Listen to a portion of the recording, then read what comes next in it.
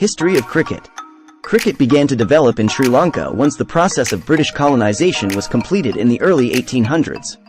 The earliest reference to the game in Sri Lanka was reported in the Colombo Journal on the 5th of September 1832, which was when the formation of a cricket club was recorded.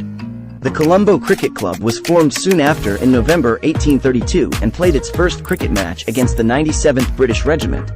Although the domestic first-class system was set up in 1937-38, it was not until 1981 that Sri Lanka became the 8th test-playing country, playing its inaugural test the following year in Colombo against England. International competition and developing the game.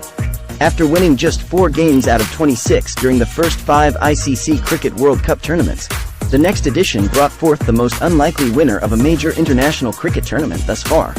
Sri Lanka's victory over Australia in the 1996 final was the climax to an outstanding competition for Arjuna Ranatunga's men. Sri Lanka has since reached the final twice, when Australia exacted its revenge in West Indies in 2007 and India lifted its first World Cup in 28 years in 2011. It was also joint winners, with India, in the ICC Champions Trophy on home soil in 2002. Sri Lanka's participation in the inaugural ICC World Twenty20 in 2007 flattered to deceive as it was knocked out in the Super 8s. In subsequent editions, it lost twice after making it to the final, in 2009 and 2012, before finally winning its first title by overcoming India in 2014. Sri Lanka continues to be a tough nut to crack on the test circuit, particularly at home. Although Sri Lanka women only played its first recognized international match just over a decade ago, in 1997, it has already run up a fair tally of one-day internationals, appeared in several ICC Cricket World Cups, and even played in a test, a form of women's cricket which is increasingly less common.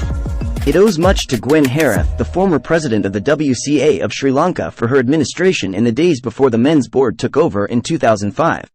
In 2007, the ICC's high-performance manager, Richard Dunn, created a further improvement strategy for Sri Lankan women's cricket, including introducing a schools-based competition.